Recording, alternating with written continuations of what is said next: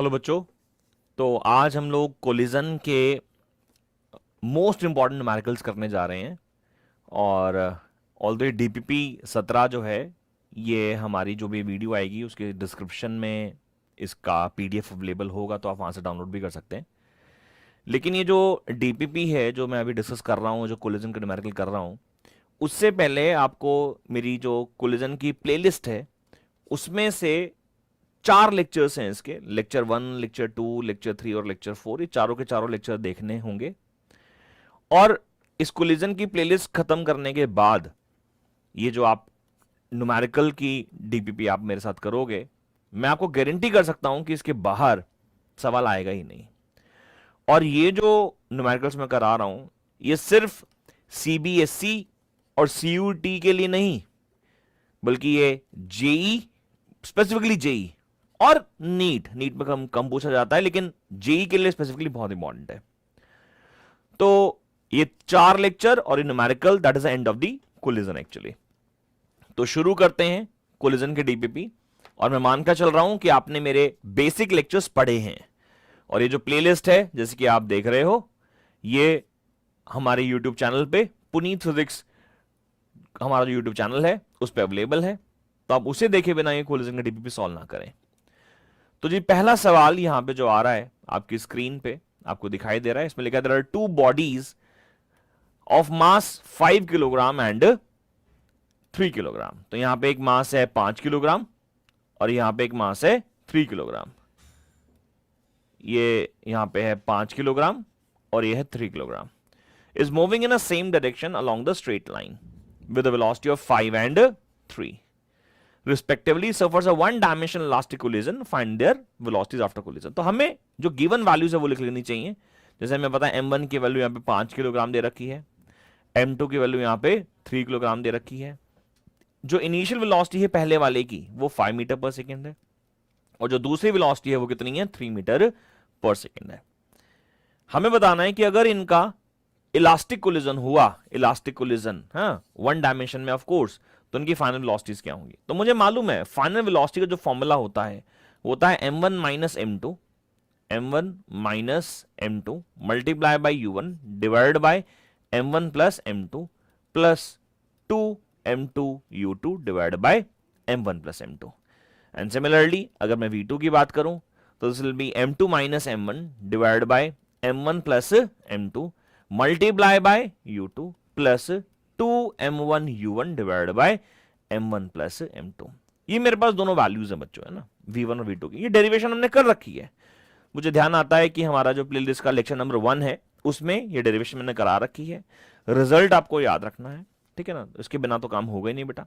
तो इनके सब आपको सिर्फ वैल्यूज डालनी है। जैसे कि अगर आप यहाँ वैल्यूज डालेंगे तो कितना आ जाएगा, 5 माइनस 3 मल्टीप्लाई बाय u1 कितना हो गया 5 divide by 5 plus 3 plus 2 m2 यानी कि 3 इंटू u2 यानी कि 3 divide by 5 plus 3।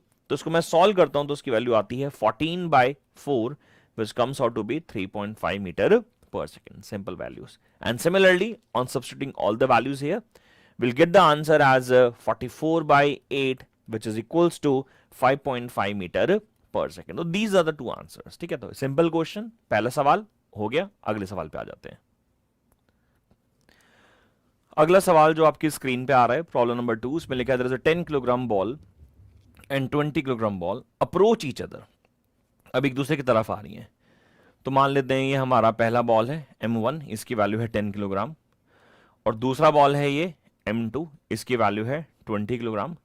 They approach towards each other, यानी ये इधर जा रहा है और ये इधर जा रहा है, with a velocity of 20 metre and 10 metre per second. यानी कि u1 की वैल्यू कितनी है, 20 मीटर पर सेकेंड, और u2 की वैल्यू है बेटा minus 10 metre per second. Sir ये माइनस कैसे हो गया यार, देख इधर वाली राइट हैंड साइड वाली डायरेक्शन सारी पॉजिटिव होती हैं और लेफ्ट हैंड साइड डायरेक्शन वाली सारी वेलोसिटीज नेगेटिव होती हैं। तो सिंपल कन्वेंशन के हिसाब से u1 की वैल्यू पॉजिटिव 20 आ गई और u2 की वैल्यू माइनस 10 आ गई। What are their velocities after collision if collisions are perfectly elastic. वो तो सेम क्वेश्चन नहीं हो गया क्या यार, बता।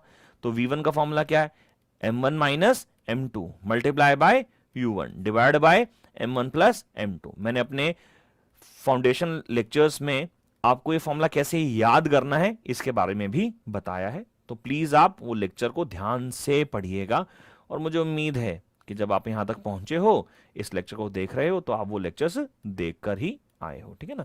तो ये हमारा फॉर्मूला है, and after substituting all the values of m1, values of m2, we got what, we got -20 metre per second here, and we got here +10 metre per second, ठीक है ना। तो ये हमारा रिजल्ट है।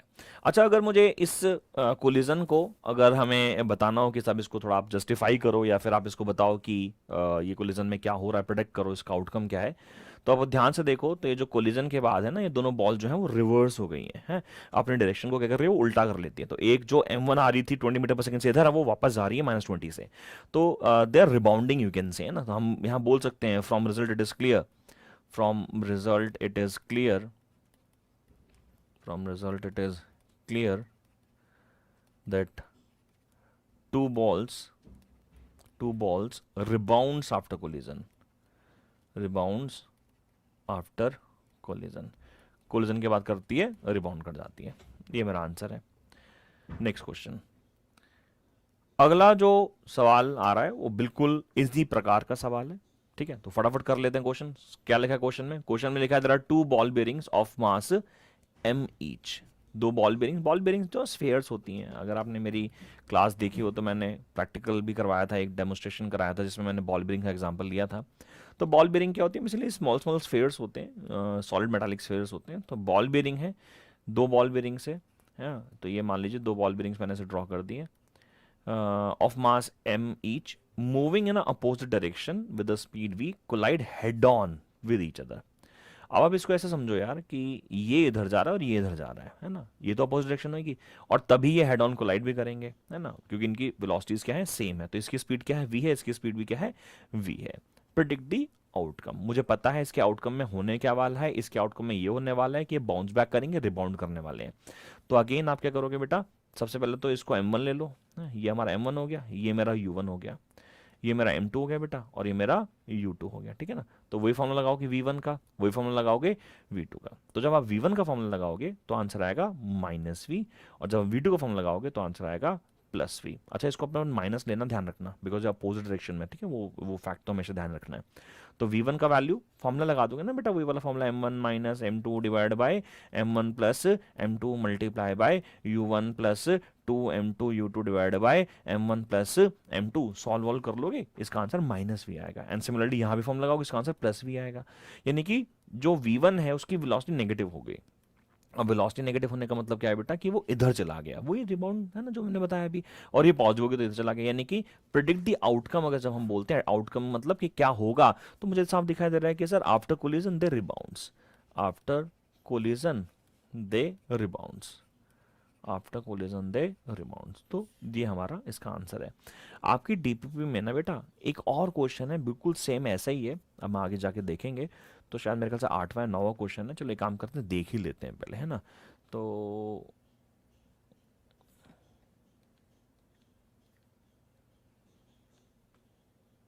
ये नहीं है, हाँ ये जो है, अगर आप ध्यान से देखो तो ये सेम क्वेश्चन मुझसे डल गया है। तो डीपीपी में ये जो 9th क्वेश्चन है, ये बिल्कुल सेम क्वेश्चन है। तो क्वेश्चन नंबर 3 यानी कि प्रॉब्लम नंबर 3 और प्रॉब्लम नंबर 9 जो है वो बिल्कुल सेम है, ठीक है। तो ये आप अपने आप करेंगे एक बार प्रैक्टिस के लिए, प्रैक्टिस क्या है, सेम ही हो जाएगा, ठीक है ना। अगला सवाल बेटा जो मैं यहाँ पे ले रहा हूँ, प्रॉब्लम नंबर 4, वो जो क्वेश्चन है ये इन इलास्टिक कोलिजन पे बेस्ड है। This collision is inelastic collision, and we know inelastic collision एक ऐसे प्रकार का कोलिजन होता है जिस कोलिजन में एक बॉडी जब दूसरी बॉडी के साथ कोलाइड करती है तो या तो वो कपल्ड हो जाती है, चिपक जाती है, या फिर चिपक कर एक साथ चलना शुरू करती है। मतलब इस प्रकार से मोशन होता है उसका। तो उसमें लिखा है there is a railway carriage, carriage मतलब एक बोगी है ना, और उसका जो मास है वो कितना है, उसका मास है 9,000 किलोग्राम, उसका मास है 9,000 kilogram. It is moving with the speed of 36 kilometre per hour, collides with a stationary carriage with the same mass. After collision, the carriage gets coupled and move together. यानी कि मान लीजिए ये एक बॉडी है, इसका मास कितना है हमारा m1 है, ठीक है, कैरेज है। ये मूव कर रहा है कितनी स्पीड से, u1 से 36 किलोमीटर पर आवर से। एक काम कर, मास की वैल्यूज लिख ले, ये कितना है 9000 किलोग्राम। दूसरा एक और भी यहाँ पे कैरेज है जो कि रुका हुआ है, तो u2 ये 0 है। अच्छा, इसकी वेलोसिटी कितनी है बेटा, इसकी वेलोसिटी है 36 किलोमीटर पर आवर। इसका मास कितना है, इसका मास भी 9000 किलोग्राम ही है। तो हो क्या रहा है कि जब ये इसके साथ कोलाइड करा, ये m1 हो गया और ये m2 हो गया, ठीक है ना, ये m1 हो गया, इसकी वैल्यू 9000 है, इस m2 की वैल्यू भी कितनी है 9000 है। तो जब ये इससे कोलाइड करा तो कोलिजन के बाद they are coupled with each other, like they will move like this, देख रहे हो ऐसे मूव करेंगे, कंबाइनली मूव करेंगे। लेट्स सपोज कंबाइन वेलोसिटी इनकी कैपिटल v हो गई। तो हमें एक बताना है क्या कि what is their common speed after collision and what type of collision is this. तो मुझे मालूम है यार ये कोलिजन जो है कौन सा है, ये कोलिजन जो है इनइलास्टिक है, लेकिन इसको हमें प्रूव करके दिखाना है। जो सबसे बड़ी इंपॉर्टेंट बात है, हमें प्रूव करना है कि ये कौन सा कोलिजन है, इनइलास्टिक कोलिजन है। क्वेश्चन दोबारा समझ लो। क्वेश्चन में हमें दे रखा है कि यहाँ पे एक रेलवे कैरेज है, मतलब बोगी, कोई टाइप बोगी है, उसका मास है 9000 किलो, वो चल रही है 36 किलोमीटर पर आवर से। वो दूसरी बोगी जो आगे खड़ी हुई है, दूसरी बोगी जो आगे खड़ी हुई है, इससे कोलाइड हुई और कोलाइड होके कपल्ड होके चलने लगी। कपल्ड होके चलने लगी का मतलब है कि 9000 प्लस 9000 यानी कि 18000 किलोग्राम का कैरेज एक साथ चलने लगा। तो हमें बताना है कि कंबाइंड मास, जो कंबाइंड सिस्टम है इसका, मतलब कपलिंग के बाद जो जुड़ गए हैं, इनकी कॉमन वेलोसिटी क्या होगी, because they will move definitely with a common velocity v। और हमें प्रूफ करना है कि कोलिजन कौन सा इलास्टिक है। देखो कंबाइंड वेलोसिटी तो मैं निकाल सकता हूँ, उसमें कोई प्रॉब्लम नहीं है, लेकिन ये जो चीज प्रूफ करनी है ना, what type of collision is this, इसको प्रूफ करने के लिए हम क्या करते हैं, हम काइनेटिक एनर्जी निकाल लेते हैं बिफोर कोलिजन और काइनेटिक एनर्जी निकाल लेते हैं आफ्टर कोलिजन। बिकॉज बेटा सिंपल सा कॉन्सेप्ट है, कोलिजन अगर मान लीजिए इलास्टिक हुआ तो उसमें कोई लॉस ऑफ काइनेटिक एनर्जी नहीं होता, तो जितना काइनेटिक एनर्जी पहले होगा उतना ही काइनेटिक एनर्जी बाद में भी होगा। लेकिन अगर ये कोलिजन इनइलास्टिक हुआ तो इनिशियल काइनेटिक एनर्जी ज्यादा होगी और फाइनल काइनेटिक एनर्जी कम होगी। तो अपन क्या करते हैं, हम अपन काइनेटिक एनर्जी निकाल लेते हैं, इनिशियल और फाइनल दोनों को देख लेंगे। अगर तो वो बराबर आ गई तो वो इलास्टिक होगी, और अगर मान लीजिए फाइनल काइनेटिक एनर्जी कम आ गई, यानी there is a loss of kinetic energy, then it can be considered as an inelastic collision. और अगर मैं इनइलास्टिक की भी कैटेगरी की बात करूं तो ये परफेक्टली इनइलास्टिक है, बिकॉज एक्चुअल में इनइलास्टिक की एक सब कैटेगरी होती है, उसको परफेक्टली इनइलास्टिक बोलते हैं, इसमें कंबाइंड सिस्टम मूव करता है ना। तो ये चीज आपको यहाँ पे ध्यान रखनी होगी। तो एक काम करते हैं, सबसे पहले इसकी कॉमन वेलोसिटी निकाल लेते हैं। उसके लिए हम लोग क्या कर रहे हैं, हम कंजर्वेशन ऑफ मोमेंटम लगा रहे हैं। तो यहाँ लिख रहा हूं according to law of conservation of, according to law of conservation of momentum, according to law of conservation of momentum, linear momentum होगा ऑफ कोर्स। तो बिफोर कोलिजन मोमेंटम कितना होगा, m1 इंटू u1। अच्छा ये 36 है ना, तो 36 किलोमीटर पर आवर था, 5/18 से मल्टीप्लाई कर लिया, 18 तो नहीं 36 यानी कि 10 मीटर पर सेकेंड, यानी कि ये जो वेलोसिटी है ये कितनी है 10 मीटर पर सेकेंड है, ठीक है। तो भैया m1 into u1 plus m2 into u2 equals to m1 plus m2 into capital B। Sir ये क्या किया आपने यार, वो कंजर्वेशन ऑफ लीनियर मोमेंटम लगाया ना भाई। यहाँ पे क्या है, ये m1 u1 इसका मोमेंटम हो गया, फिर m2 u2 इसका मोमेंटम हो गया, फिर इनका मास कितना है, ये m1 और ये m2, तो नेट मास कितना हो गया m1 plus m2, it is moving with velocity v, तो m1 plus m2 into v। तो सॉल्व कर लेते हैं, वैल्यूज डाल लेते हैं। यहाँ पे कितना आ गया, इसकी वैल्यू होगी 9000 मल्टीप्लाई बाय 10 प्लस 0, 0 क्यों होगा, बिकॉज u2 के लिए कितनी है 0 है, इक्वल्स टू 9000 प्लस 9000 कितना आ गया 18000 मल्टीप्लाई बाय v। तो यहां से v हम कैलकुलेट करेंगे तो v निकल कर आ जाएगा कितना, ये आ जाएगा 9000 डिवाइडेड बाय 18000, और इसको सॉल्व करेंगे तो ये 3 0 से 3 0 तो कट ही जाएगी, ये आ जाएगा 1/2 मीटर, नहीं गलत हो गया कुछ यार, जस्ट अ सेकेंड। गलती ये है बेटा कि इसमें ना यहाँ पे 1 0 फालतू आएगा ना, बिकॉज 9000 मल्टीप्लाई बाय 10 है तो 90,000 आएगा। तो ये आ गया 300 90 डिवाइडेड बाय 18 है ना, 90 डिवाइड बाय 18, और 90 डिवाइड बाय 18 कितना हो जाता है 5 मीटर पर सेकेंड। तो बड़ा क्लियर सी पिक्चर है बेटा कि एक रेलवे कैरेज जो 9000 किलोग्राम का था, वो दूसरा रेलवे कैरेज जो कि 9000 किलोग्राम का ही है, जो कि रेस्ट पे था, जैसे ही वो उससे कोलाइड करेगा दे कंबाइनली मूव टुगेदर, मतलब और विद वेलोसिटी v, और वेलोसिटी कितनी वैल्यू आएगी 5 मीटर पर सेकेंड। पहला पार्ट तो क्लियर हो गया। दूसरा पार्ट हमें प्रूव करना है कि whether the collision is elastic और इनइलास्टिक और कौन सी कैटेगरी है। मुझे पक्की बात पक्का है कि सब ये परफेक्टली इनइलास्टिक, बट इसको प्रूव करना है, ठीक है ना। तो हम लोग निकाल लेते हैं initial kinetic energy, initial kinetic energy यानी कि बिफोर कोलिजन, बिफोर कोलिजन। तो बिफोर कोलिजन काइनेटिक एनर्जी कैसे निकलेगी, ये होगी के आई, ये जाएगा half m1 u1 square plus half m2 u2 square. Half m की value 9000 multiply by u1, u1 कितना है 10, तो 10 का स्क्वायर प्लस 0 कितना आ गया, हाफ 9000, 4500 लिख लेता हूँ इसको ना, 4500 मल्टीप्लाई बाय 100 यानी कि ये आ गया 4,50,000 जूल, ठीक है ना, 450000 जूल, करेक्ट। अब मैं निकाल लेता हूँ final kinetic energy, final kinetic energy यानी कि after collision. After collision we all know they are moving combinely, तो जो मास हो जाएगा वो कितना हो जाएगा m1 प्लस m2 हो जाएगा, और जो वेलोसिटी वो कितनी हो जाएगी, वो v स्क्वायर हो जाएगी, because combined velocity is v, you can see here, है ना। तो कितना आ जाएगा, हाफ 9000 हो गया 18000, ठीक है, 18000 तो यही हो गया, मल्टीप्लाई बाय कितना आ गया 25, बिकॉज ये 5 का स्क्वायर होगा ना बेटा, v कंबाइंड वेलोसिटी जो थी वो v थी, तो कितना आ गया 5 का स्क्वायर। तो इसको मैं सॉल्व कर लेता हूँ, तो ये आ गया 9000, नीचे कैंसिल आउट हो गया ना, इससे 9000 मल्टीप्लाई बाय 25, और इसको अगर मैं सॉल्व करता हूँ तो ये आता है 2,25,000 जूल, देख रहे हो 2,25,000 जूल। तो क्लियरली यहाँ पे दिखाई दे रहा है फ्रॉम द कैलकुलेशन कि जो इनिशियल काइनेटिक एनर्जी है और जो फाइनल काइनेटिक एनर्जी है, इनिशियल काइनेटिक एनर्जी के आई है और फाइनल काइनेटिक एनर्जी जो है वो के एफ है। इनिशियल काइनेटिक एनर्जी जो है वो ज़्यादा है, that means there is loss of kinetic energy, therefore this type of collision is inelastic, ठीक है, this type of collision is inelastic। so this question is very important because इसमें दो चीज़ें पूछी गई हैं, so मार्क कर लीजिए, इंपॉर्टेंट है ये।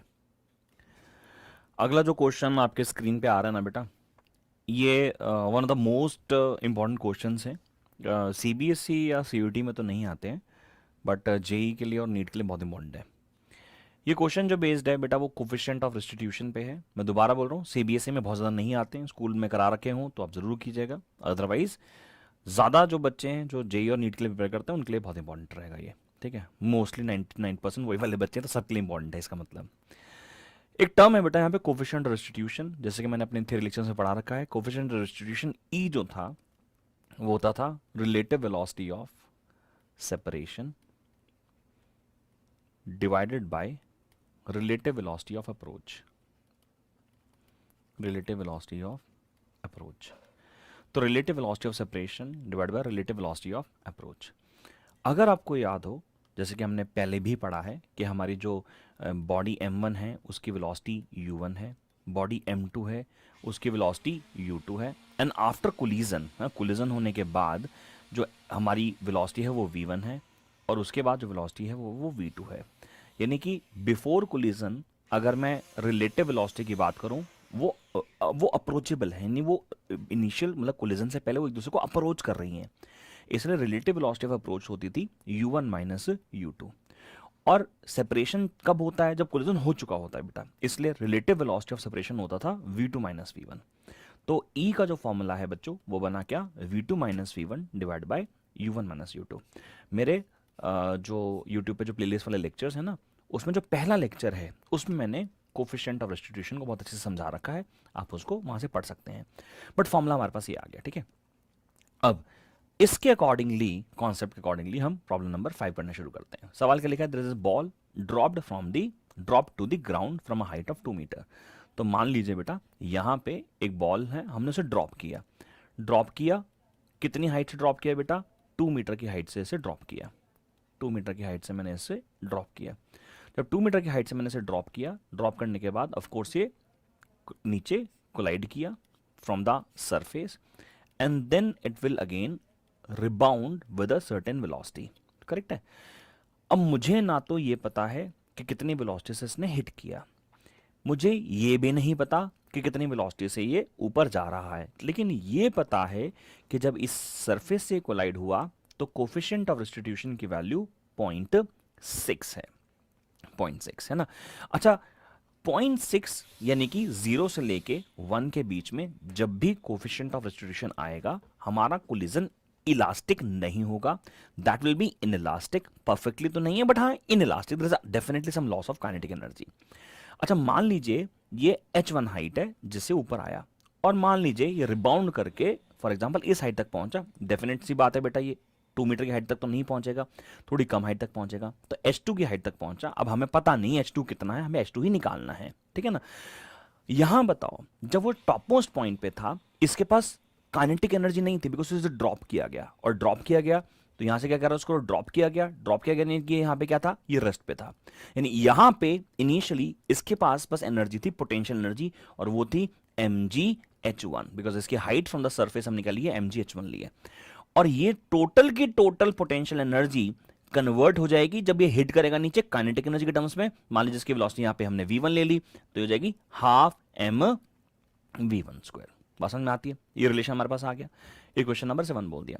अब जब ये कोलाइड करके वापस ऊपर जाएगा, फॉर एग्जांपल ये v2 वेलोसिटी से ऊपर जा रहा है, ये v2 वेलोसिटी से ऊपर जा रहा है, तो ये मैक्सिमम हाइट तक यहां तक पहुंचा। अच्छा, ये मैक्सिमम हाइट तक पहुंचा तो ये यहां रुकेगा और फिर वापस नीचे आने की बात करेगा, लेकिन क्वेश्चन आगे तो बड़ा ही नहीं है हमारे लिए, बस ये आके आके मोमेंटरली रेस्ट पे आ जाएगा, मोमेंटरली एट रेस्ट। बिकॉज किसी भी बॉडी को बेटे तुम ऊपर उछालोगे तो ऊपर जाके वो रुकेगा ना यार, ऊपर जाके रुकेगा, यानी कि उसकी काइनेटिक एनर्जी जीरो हो जाएगी।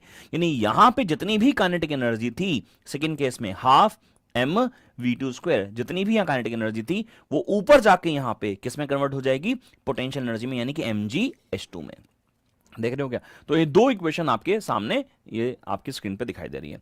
अब हम क्या करते हैं, हम इन दोनों को डिवाइड कर देते हैं। ऑफ कोर्स इसको इधर रखूंगा तब जाके डिवाइड करूंगा, तो ये आ जाएगा mgh2 divide by mgh1 is equals to कितना आ जाएगा, ये आ जाएगा v2 square divide by v1 square.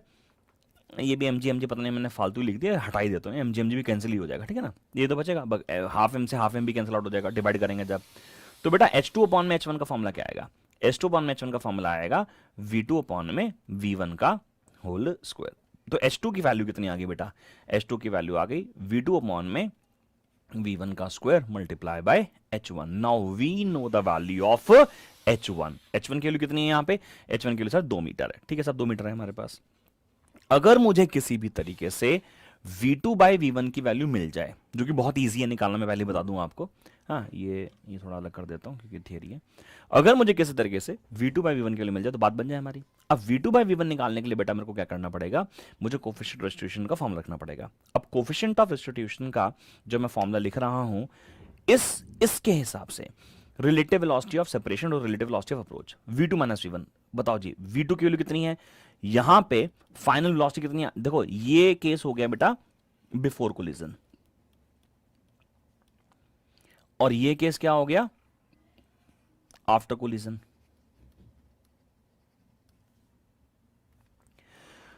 तो रिलेटिव वेलोसिटी ऑफ सेपरेशन यानी कोलिजन के बाद, भाई ये सेपरेशन का मतलब क्या होता है after collision, relative velocity of approach का मतलब क्या हो गया बिफोर कोलिजन।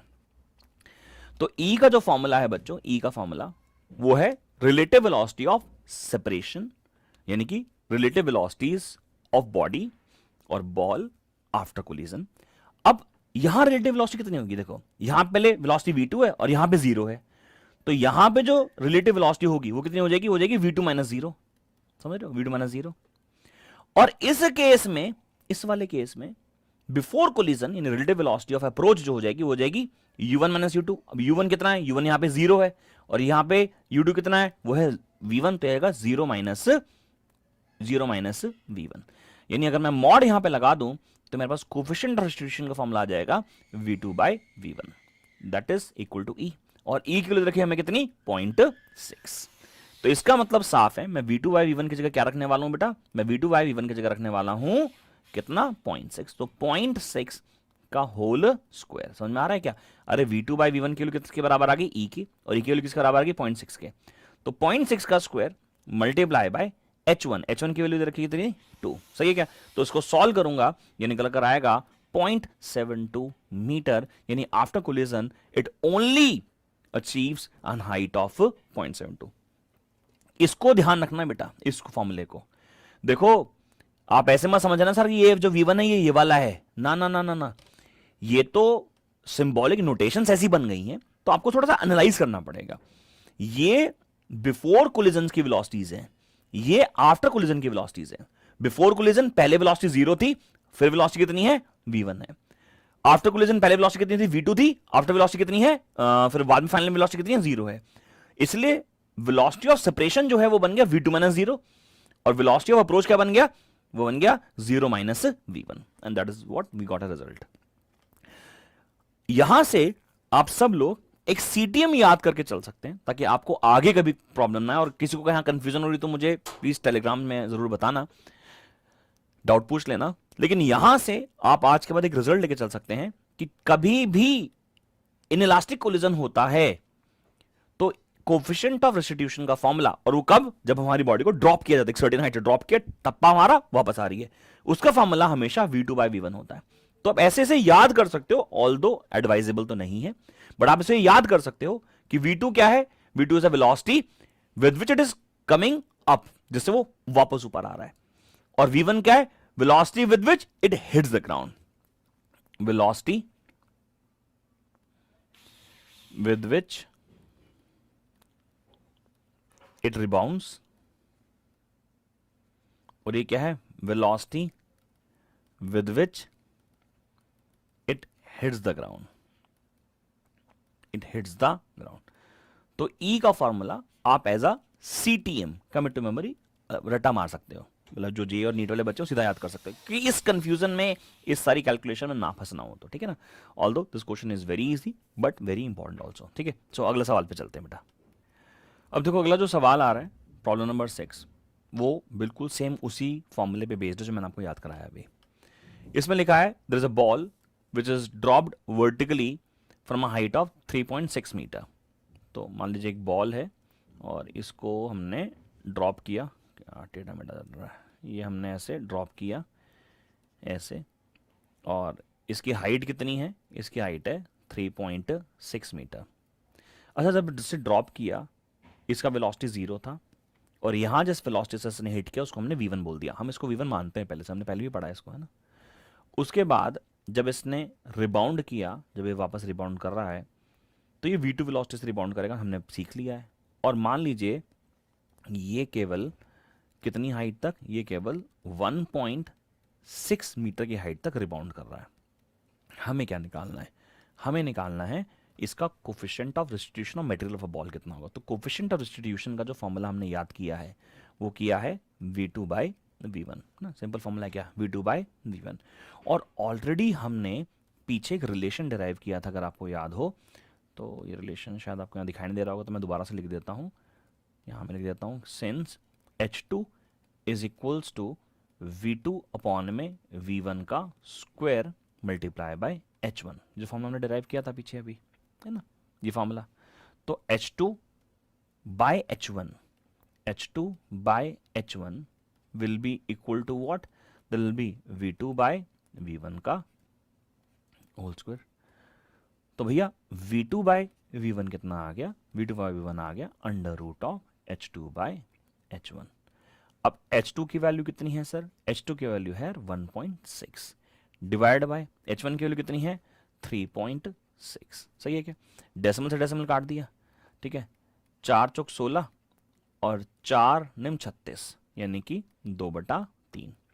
तो v2 वन v1 की वैल्यू कितनी आएगी 2/3, और अगर मैं 2/3 यहाँ पे वैल्यू डाल दूँ 2/3, तो कितना आ जाएगा 0.666, यानी कि 0.67 बोल देता हूँ, दिस माय आंसर।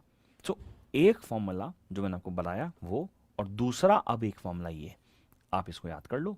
सीटीएम देखो याद करना मैं इसलिए बोलता हूँ बिकॉज जे और नीट में ना निकालने का फॉर्मूला डिराइव करने का टाइम नहीं होता। ऑल्दो आप कितना मैंने आपको समझाया है, आई होप तुम्हें समझ में तो आया होगा, बट फिर भी आप इसको डायरेक्टली याद कर सकते हो। प्रॉब्लम नंबर 6 का यह वाला जवाब आ गया।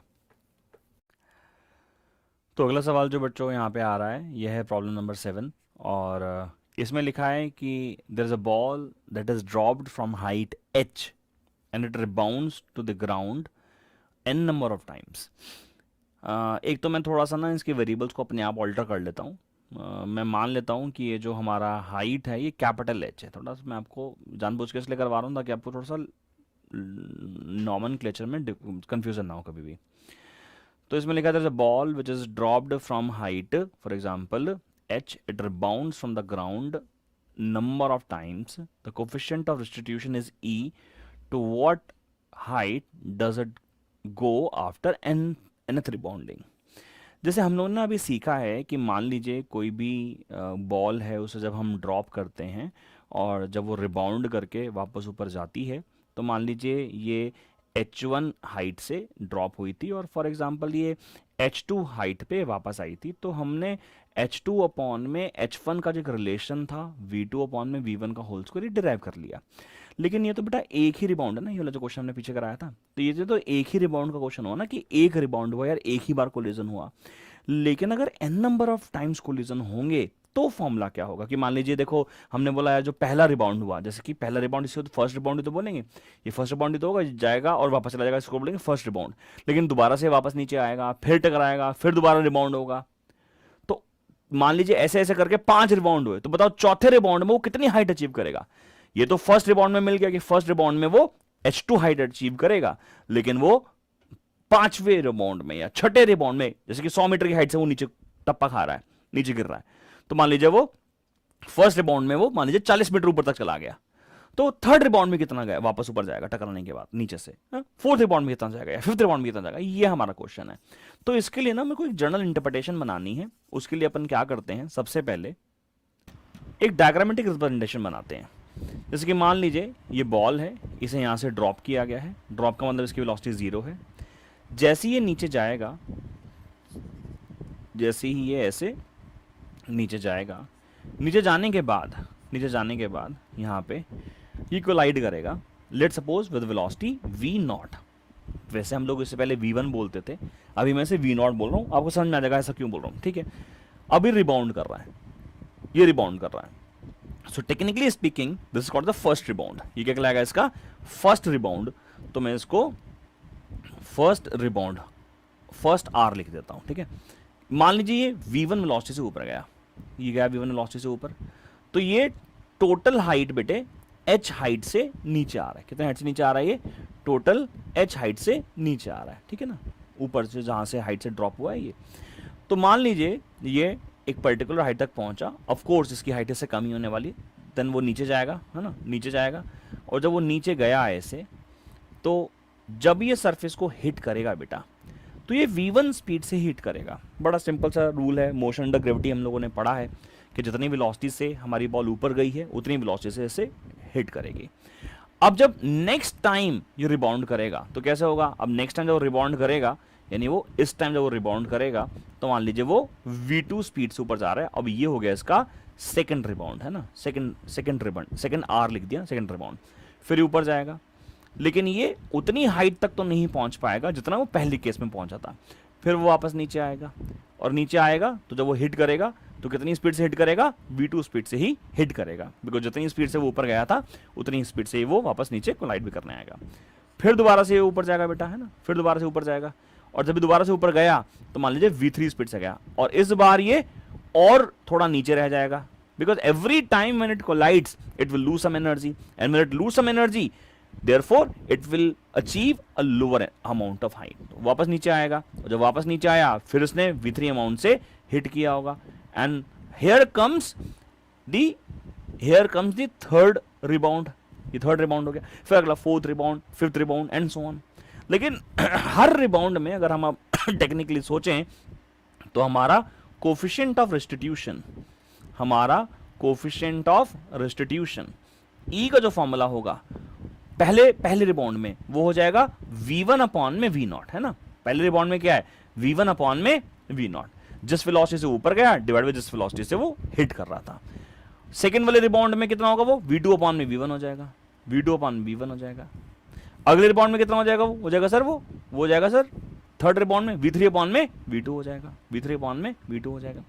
लेकिन आप समझो ना, ये फर्स्ट रिबाउंड की बात है, ये फर्स्ट रिबाउंड की बात है, फर्स्ट रिबाउंड, ये सेकंड रिबाउंड की बात है, सेकंड रिबाउंड, और ये थर्ड रिबाउंड की बात है, रिबाउंड है ना, थर्ड रिबाउंड।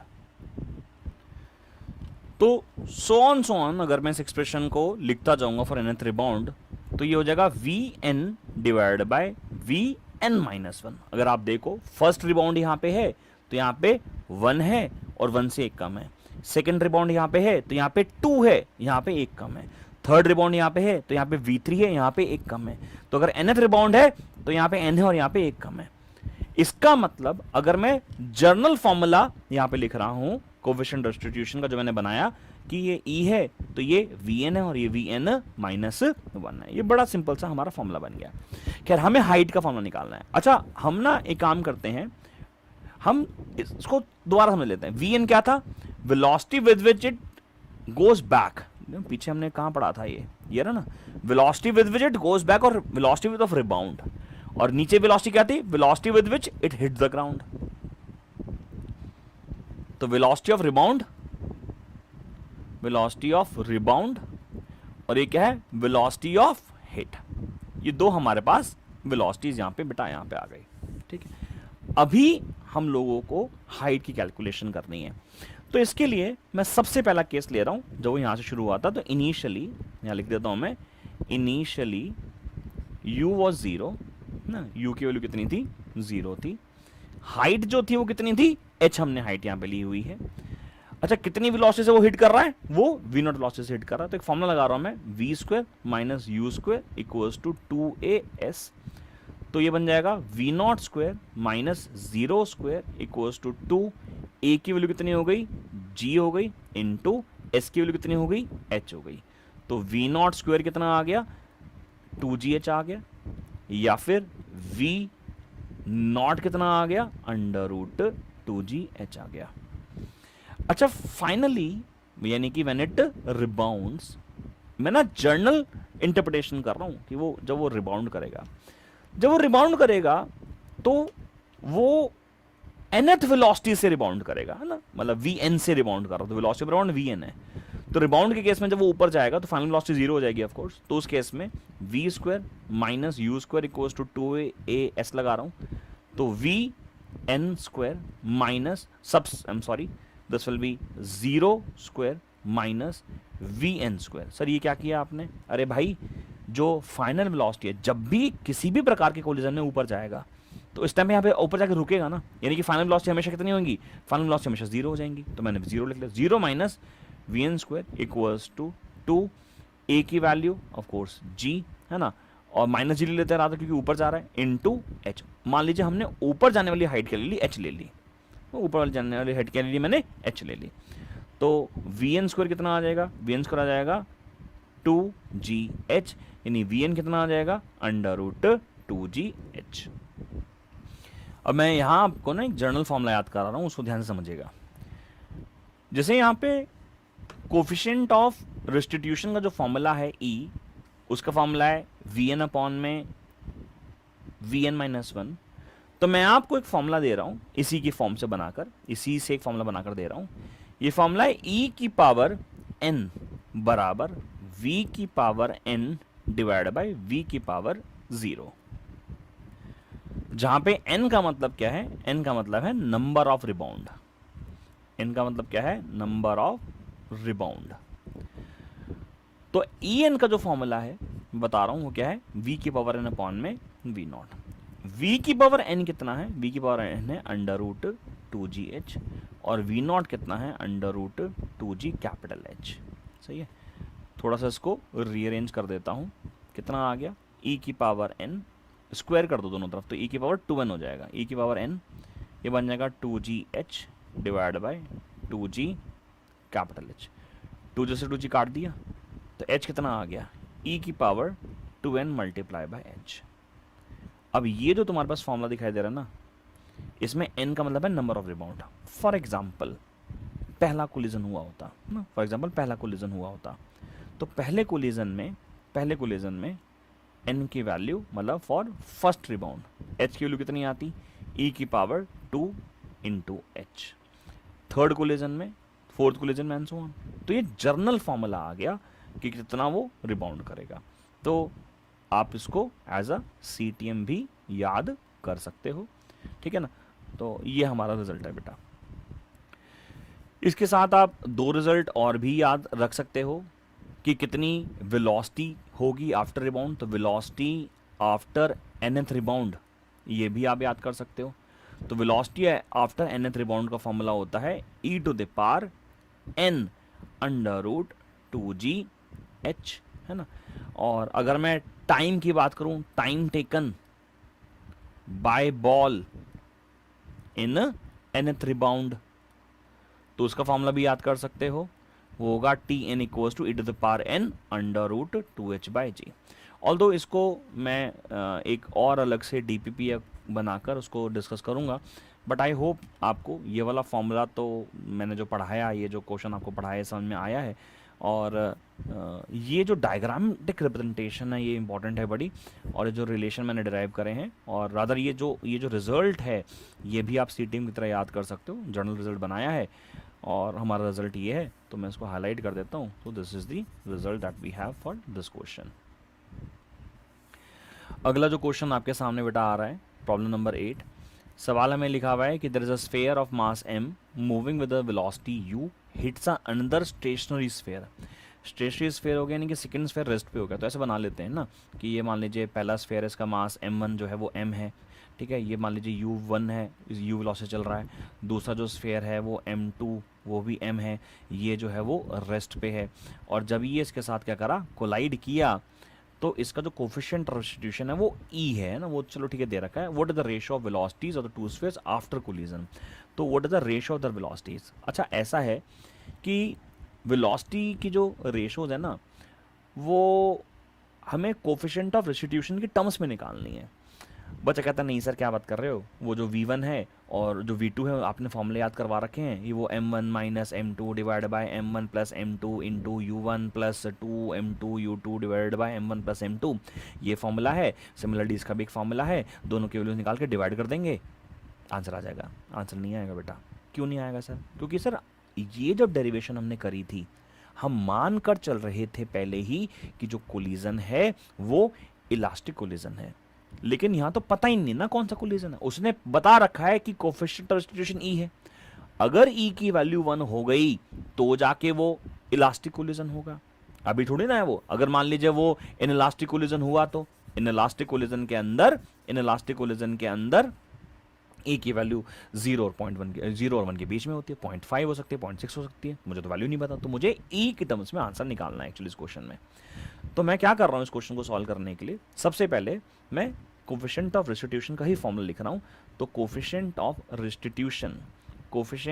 रेस्टिट्यूशन का जो फॉर्मूला है वो है E = V2 minus V1 divide by U1 minus U2। और टेक्निकली हमें यहाँ पे मालूम है बेटा कि U2 तो 0 है। अभी कोलिजन के बाद इसकी वेलोसिटी V1, इसकी वेलोसिटी V2, मुझे नहीं पता है कितने कितने वेलोसिटी, बट हाँ V1 V2 कुछ है। तो ये बन गया बेटा V2 minus V1 divide by U1 minus U2। U2 के लिए 0 हो गई, U1 के लिए U रख दी। तो बेटा V2 माइनस V1 कितना आ गया? V2 माइनस V1 आ गया बेटा, ये आ गया EU, है ना, EU आ गया। ये रिलेशन हमारे पास पहला आ गया। अब हमसे बोला गया है कि भैया V1 और V2 का रेशो निकालना है। तो भैया दिख रहा है कि V1 और V2 का तो डिफरेंस आ गया है, तो मुझे एक इक्वेशन और चाहिए होगी। तो मैं ना वो लगाता हूँ momentum conservation according to law of conservation of linear momentum. Linear momentum का कंजर्वेशन क्या है? लीनियर मोमेंटम का कंजर्वेशन होता है कि इनिशियल मोमेंटम बराबर फाइनल मोमेंटम। अब चाहे कोई प्रकार का भी कोलिजन हो, चाहे वो इलास्टिक हो, चाहे वो इनइलास्टिक हो, चाहे वो सुपर इलास्टिक, कोई भी कोलिजन हो, मोमेंटम तो कंजर्व ही रहेगा ना। देखो काइनेटिक एनर्जी में फर्क आता है, लेकिन मोमेंटम तो हमेशा कंजर्व ही रहता है ना। इसका मतलब m1 into u1 plus m2 into u2 equals to m1 into v1 plus m2 into v2। सही है। अब सॉल्व कर लेते हैं। m1 की वैल्यू कितनी है? m है इंटू u प्लस ये 0 हो जाएगा बिकॉज u की वैल्यू 0 है, plus equal to sorry m v1 की value v1 plus m into v2 की वैल्यू v2। m से m क्या हो गया बेटा? यहाँ से कैंसल आउट हो गया। तो v1 प्लस v2 कितना आ गया? v1 प्लस u2 u आ गया। अगर आप ध्यान से देखो आपके पास दो इक्वेशंस बन गई है। आपको v1 और v2 को रेशो निकालनी है। v1 v2 रेशो निकालने का मतलब है आपको v1 और v2 पहले निकालना पड़ेगा। तो हम दोनों को क्या कर देते हैं? ऐड कर देते हैं। तो एडिंग 1 and 2, हम दोनों को क्या कर रहे हैं, ऐड कर देते हैं। तो if we add this 1 in 2 this becomes what, v1 c1 तो कैंसिल आउट हो जाएगा, कितना हो जाएगा 2v2 is equals to eu plus u।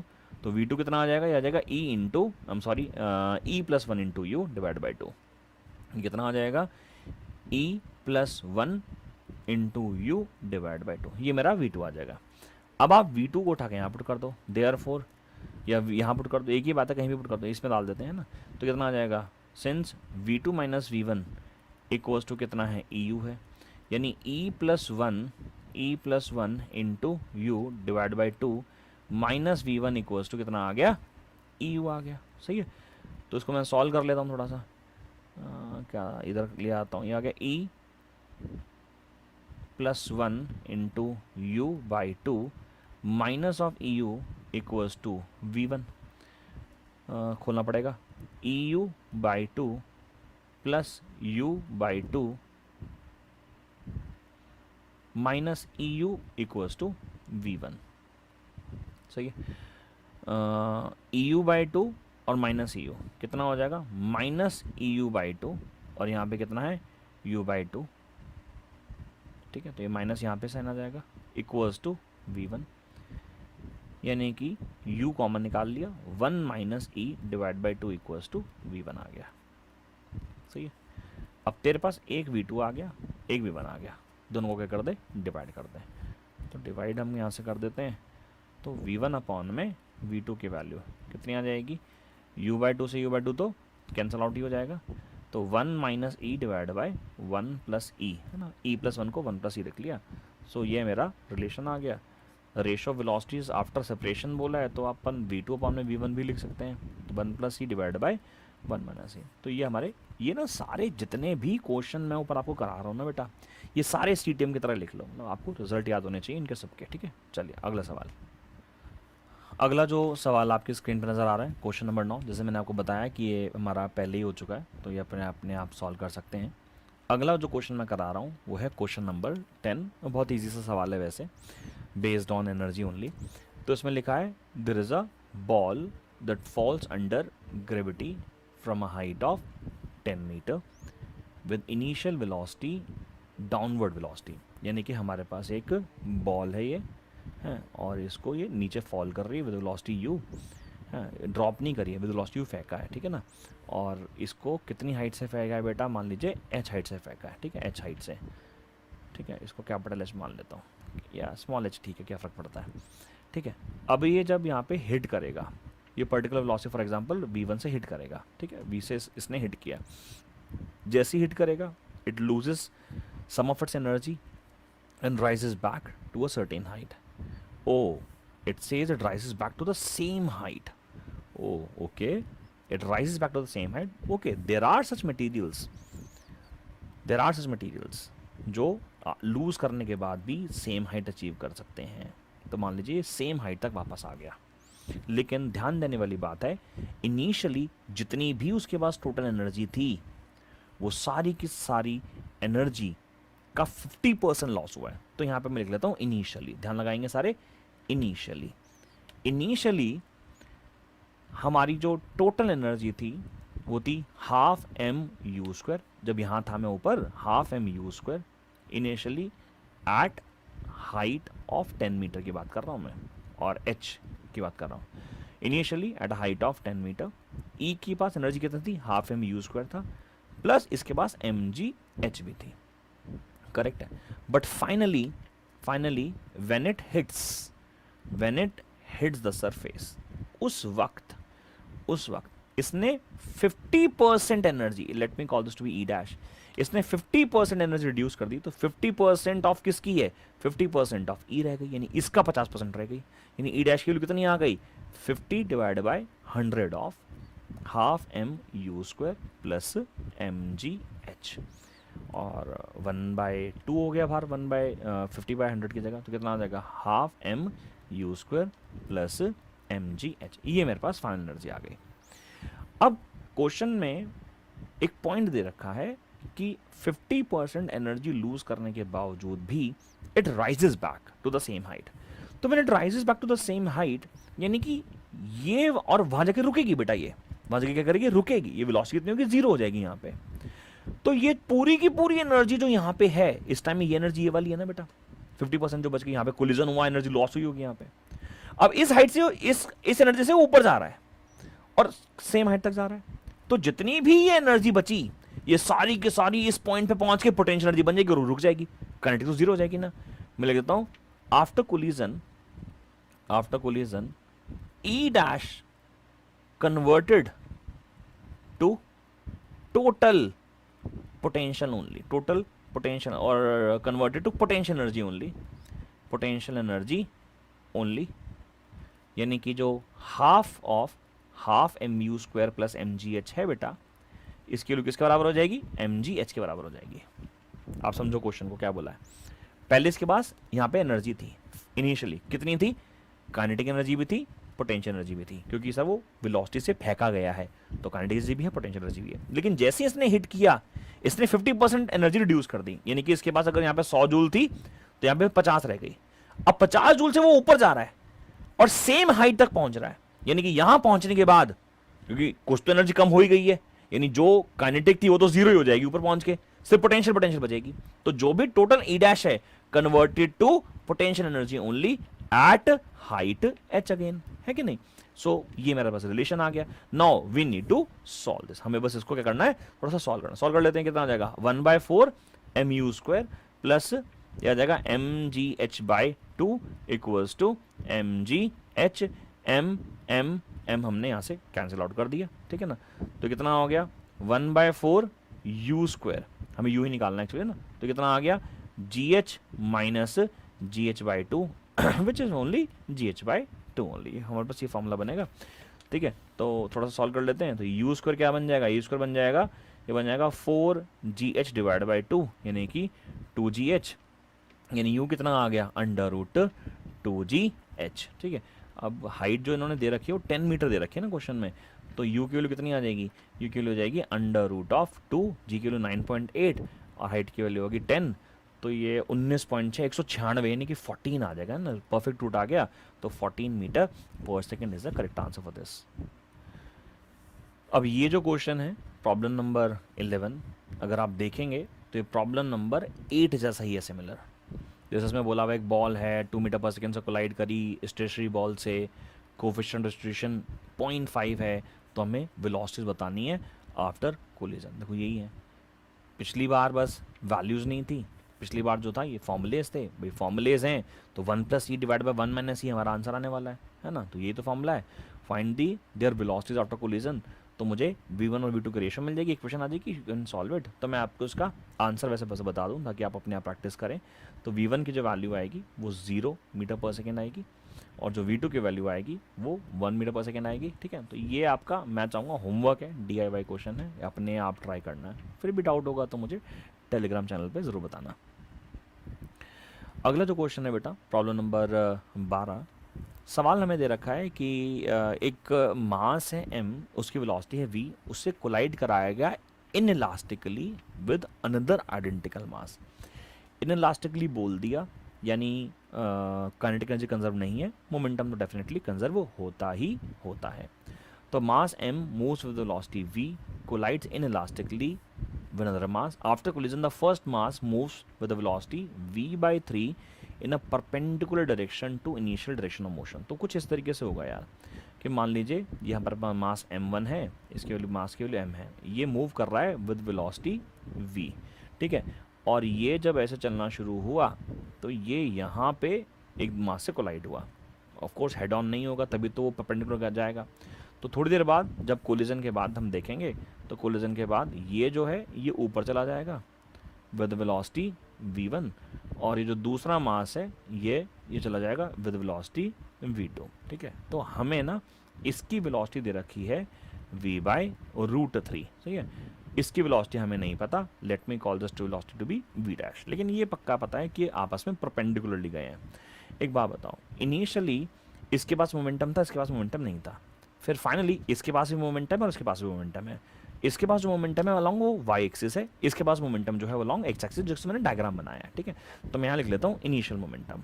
तो इनिशियल मोमेंटम कितना होगा, इनिशियल मोमेंटम होगा इसका मोमेंटम m × v, क्या हो गया m इंटू वी, और मेरे हिसाब से जो डायरेक्शन है वो आई कैप दिखाई दे रही है, बिकॉज मैंने एक्स एक्सिस एज्यूम किया है, प्लस इसका मोमेंटम कितना सर, ये तो रेस्ट भी था तो इसका मोमेंटम सारा जीरो ही हो गया, यानी इनिशियल मोमेंटम वेक्टर कितना आ गया, ये आ गया simply M V I cap. चलिए जी, अब बात करते हैं फाइनल मोमेंटम की। फाइनल मोमेंटम निकालने के लिए हमारे पास ये रहा मास m, इसकी वेलोसिटी कितनी है v बाय रूट 3, कहाँ जा रहा है जे कैप पे जा रहा है, कहाँ जा रहा है जे कैप पे जा रहा है, जे कैप पे, प्लस इसका मास कितना है m, इसकी वेलोसिटी कितनी है v डैश।